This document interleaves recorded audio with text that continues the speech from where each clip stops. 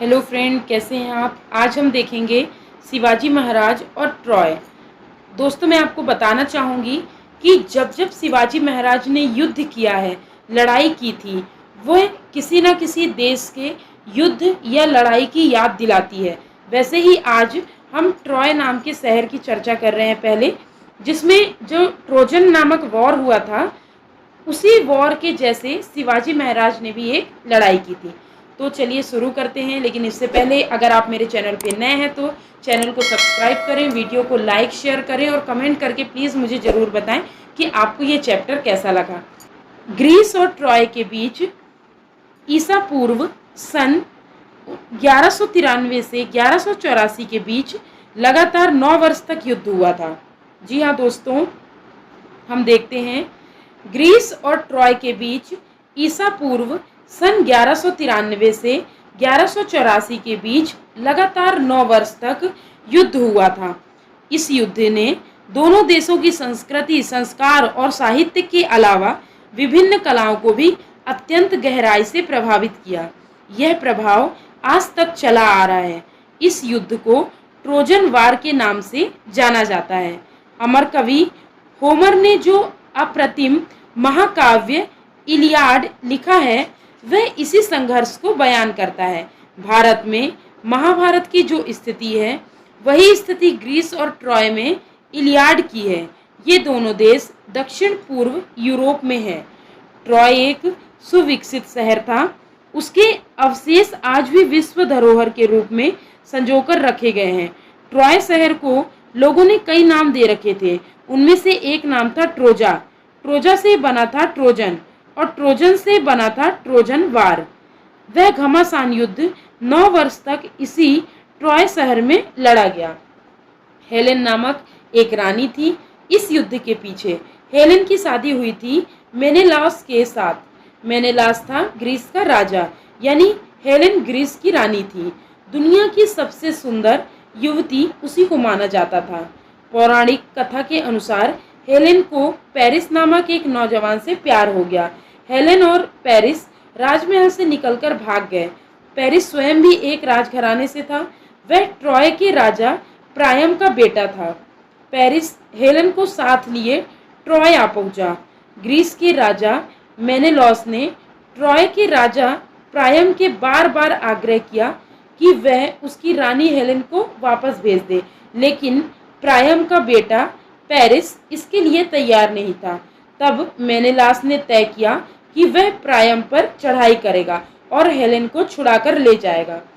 Greece के 1000 युद्ध पोतों का बेड़ा इहायुधु समुद्र को पार करता हुआ ट्रॉय आ पहुंचा। आलिस बंदरगाह में ग्रीस की जबरदस्त सेना उतर पड़ी और राजधानी ट्रॉय की ओर झपटने लगी। वह राजा प्रायम के किले तक पहुंची। किलों को चारों तरफ से घेर लिया गया।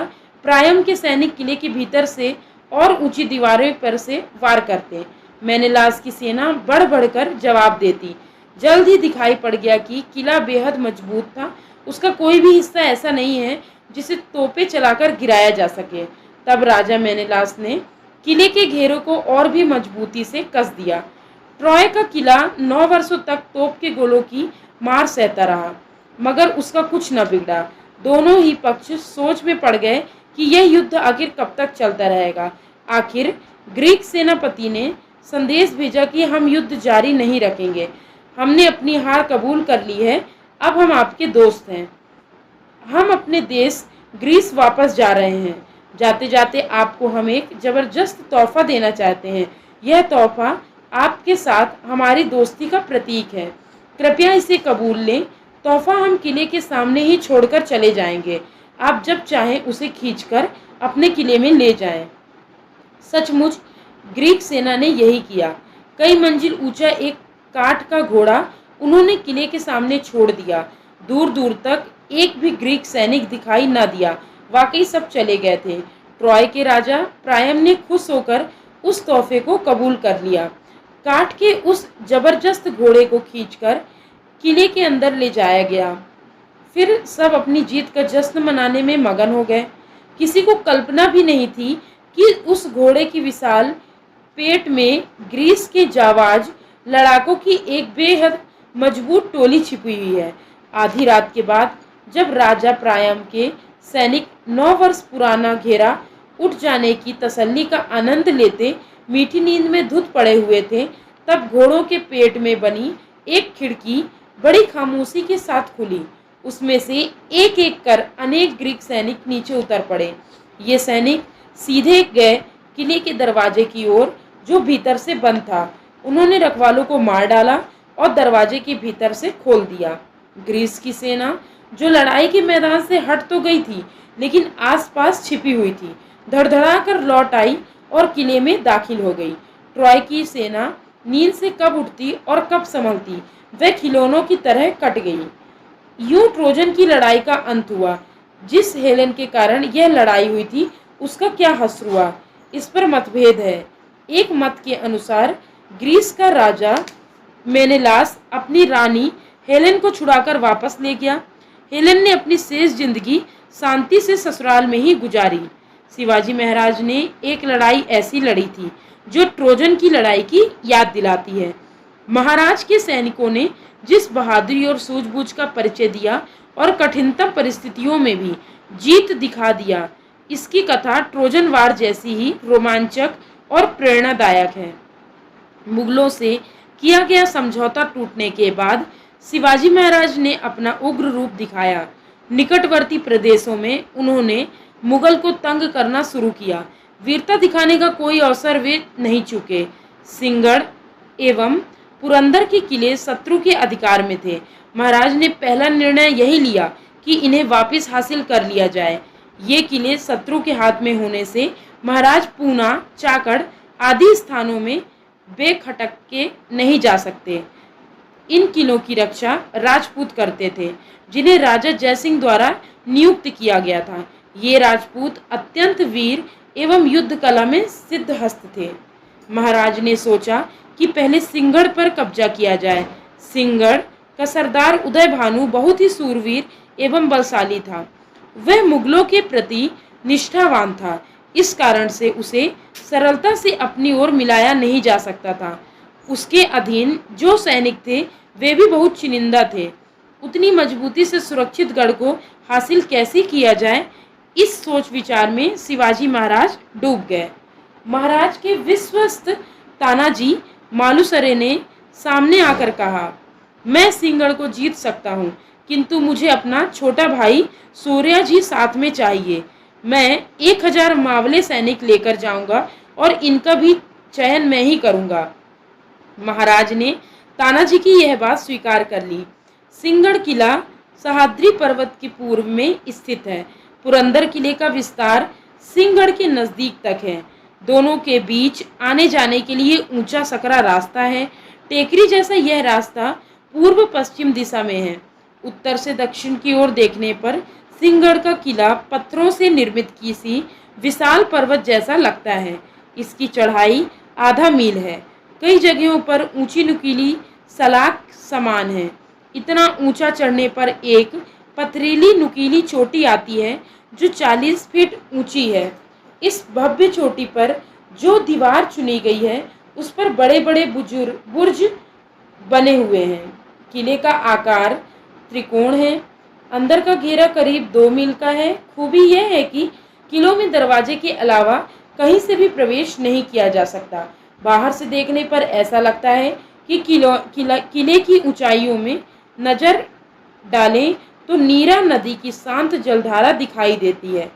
पहाड़ों के बीच से गुजरती होने के बावजूद नीरा नदी, जो ज्यादा चौड़ी नहीं है, सुंदर समतल भूमि पर से बहती नजर आती है। उत्तर में दूर दिंगर तक फैला मैदान एवं पूना शहर दिखाई देता है। दक्षिण एवं पश्चिम में पर्वत की ऊंची ऊंची श्रृंखलाएं हैं।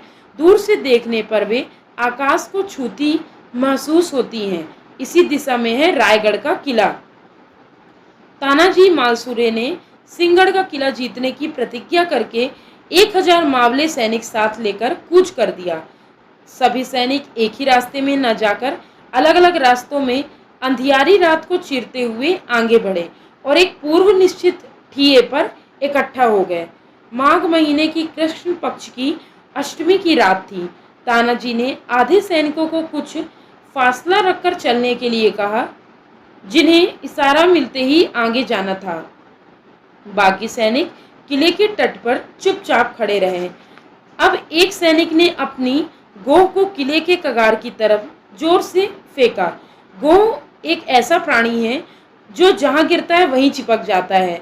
उसकी दुम के साथ बंधी रस्सी नीचे तक लटकती दी जाती है। सैनिक इस रस्सी का सहारा लेता हुआ बकायदा ऊपर तक चढ़ सकता है। गोह किले के कगार से टकराकर सही सलामत वहीं चिपक गई। उसकी दुम से बंधी रस्सी नीचे टकराने लगी। रस्सी के सहारे पहले तो सिर्फ एक सैनिक किले के कगार पर चढ़ा। वह अपने साथ मजबूत रस्से की बनी एक सीढ़ी लेकर गया। सीढ़ी का ऊपरी छोर उसके कगार से अटका दिया और दूसरा छोर किले से बाहर की तरफ नीचे फेंका। वहां अंधेरे में तानाजी अपने टुकड़ी के साथ मौजूद था।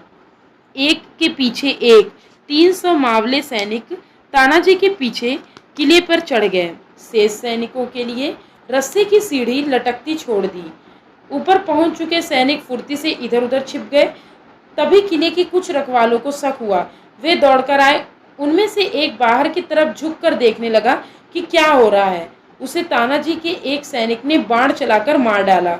रखवालों के बीच अफरा तफरी मच गई। वे अपने शस्त्र लेने दौड़े। दौड़ने भागने की आवाजें जिधर से आ रही थीं, उधर तानाजी के सैनिकों ने अंधेरे में बाण चलाने शुरू किए। ज्यादातर बाण किसी न किसी को लगे और वे चिल्लाकर गिरे। तब तक रखवालों ने मसाले जला ली थी, जिसकी रोशनी से उन्होंने पहचान लिया था कि हमला किसने किया है। मराठे सैनिक रखवाले पर पूरी ताकत से टूट पड़े। दोनों पक्ष में युद्ध शुरू हो गया। तब तक किले के राजपूत सैनिक भी रखवाले के साथ आ मिले और युद्ध करने लगे। तानाजी के केवल 300 सैनिक की तुलना राजपूतों की तादाद काफी बड़ी थी, मगर राजपूत हड़बड़ा गए थे, जबकि मराठे घात लगाकर वार कर रहे थे। मराठों ने शत्रु को ढकेलते हुए आगे बढ़ना शुरू किया।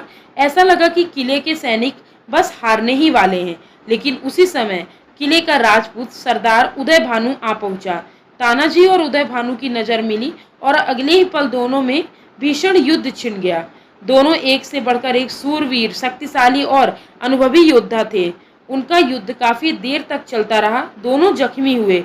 दोनों युद्ध भूमि पर एक साथ गिरे और एक ही साथ वीरगति को प्राप्त हुए। मराठा सैनिकों ने देखा कि उनका मुखिया अब नहीं रहा और शत्रु की तादाद भी काफी बड़ी है। मराठों ने महसूस किया कि हम नहीं लड़ सकेंगे। उन्होंने पीछे हटने का फैसला किया। वे जहां से चढ़कर आए थे उधर से भागने लगे। इतने में तानाजी का भाई सूर्याजी नीचे रुके सैनिकों को लेकर ऊपर आ गया। उसने देखा कि भाई तानाजी रणभूमि में निर्जीव पड़ा है और मावले मराठे सैनिक भाग रहे हैं। सूर्या ने आगे बढ़कर उन्हें रोका और कहा, तुम्हारे आदरणीय पिताओं के शव कहार उठाएं। यह तुम्हें अच्छा लगेगा? अब तुम लोग नीचे उतरकर भी नहीं जा सकते। मैंने रस्सी काट दी है। तुम लोग शिवाजी महाराज के सूरवीर सैनिक हो। तुम्हें शत्रु को पीठ दिखाकर रणभूमि से भागना शोभा नहीं देता। चलो शत्रु का सम्मान करो और वीरता दिखाओ। सूर्या जी की ऐसी ओजस्वी वाणी सुनकर भागते मराठा सैनिक रुक गए। साथ ही सैनिक ऊपर आ पहुंचे और उनके साथ सूर्या जी जैसा मुखिया भी आ पहुंचा। यह देखकर सबके चेहरे चमक उठे। शत्रु के दांत खट्टे कर देने का उत्साह लौट आया। अपने अत्यंत सूरवीर साथी तानाजी के बलिदान का बदला लेने के लिए मराठा सैनिक शत्रु पर टूट पड़े। अत्यंत वीरता से लड़ रहे उन मावलों सैनिकों को स्वयं तानाजी ने चुना था। उन्होंने हर हर महादेव का सिंहनाद करते हुए शत्रु पर आक्रमण कर दिया और देखते देखते किले पर कब्जा कर लिया। इस भयंकर संग्राम में 300 मावले मराठा एवं 500 राजपूत रणभूमि में सदा नींद सो गए। कुछ राजपूत सैनिक जो छिपे हुए शरण में आ गए। कुछ ने किले पर से तलहटी में कूदकर प्राण दे दिए। हमारी जीत हुई। गढ़ पर अब हमारा कब्जा हो चुका है। यह शुभ सूचना शिवाजी महाराज को देने के लिए पूर्व निश्चित संकेत के अनुसार किले के एक कमरे में सूर्या जी ने आग लगाई। महाराज को अत्यंत उत्सुकता थी कि इस लड़ाई का परिणाम क्या रहा। सिंहगढ़ के किले पर जलती आग को देखकर वे गदगद हो गए। इस जोखिम भरी कार्रवाई में उनके ईमानदार व प्रिय मित्र तानाजी को अपने प्राणों की आहुति देनी पड़ी। यह जानकर शिवाजी महाराज तीव्र ग्लानि से भर उठे। उनके मुख से अनायास एक ऐसा उद्गार निकला जो इतिहास में अमर हो गया। उन्होंने असहनीय पीड़ा से कहा, गढ़ आला पर सिंह गेला, गढ़ आया पर सिंह चला गया। विशेष बहादुरी दिखाने वाले मराठा मावले सैनिकों को महाराज ने सोने के कड़े भेंट किए। इन सैनिकों को जिन अधिकारी ने संचालित किया था, उन्हें योग्यता के अनुसार इनाम दिया गया। सूर्या जी ने इस लड़ाई में अत्यधिक पराक्रम कर हारी हुई बाजी को जीत में बदल दिया था। महाराज ने उसकी भूरी भूरी प्रशंसा की और उसे सिंहगढ़ किले का मुख्य अधिकारी बना दिया। 9 वर्ष तक चली ट्रॉय की लड़ाई, जिसके लिए 1 लाख ग्रीक सैनिक 1000 युद्ध पोतों में सवार होकर ट्रॉय पहुंचे थे, उनकी तुलना तानाजी मालसुरे के मात्र 300 मावले मराठा सैनिकों से करना सर्वथा तर्कसंगत एवं प्रेरणास्पद है। ट्रॉय में अभेद्य किला जीतने की चुनौती और सिंहगढ़ में भी अभेद्य किला सर करने की चुनौती थी। तानाजी के रणभूमि से दिवंगत हो जाने के बाद भी मराठों ने हिम्मत न हारी और सिंहगढ़ पर अपना कब्जा कर लिया, वह भी केवल एक रात में। तानाजी ने जीत हासिल करने के लिए किसी पाशवी शक्ति का उपयोग नहीं किया। उसने उपयोग किया तो केवल गोह नामक एक जीते जागते प्राणी का। यह भी सिंहगढ़ विजय की विशेषता थी। गोह को मराठी में घोरपड़ कहते हैं। यह प्राणी बड़े आकार की छिपकली जैसा होता है। एक विशिष्ट घराने के मराठा सैनिकों ने युद्ध में घोरपड़ का उपयोग अनेक बार किया। इससे उस घराने का उपनाम ही घोरपड़े हो गया और प्रचलन में भी आ गया। उम्मीद करती हूँ यह चैप्टर आपको बहुत अच्छा लगा होगा। इसके आगे हम देखते हैं इसके अगले पार्ट में। Thanks for watching.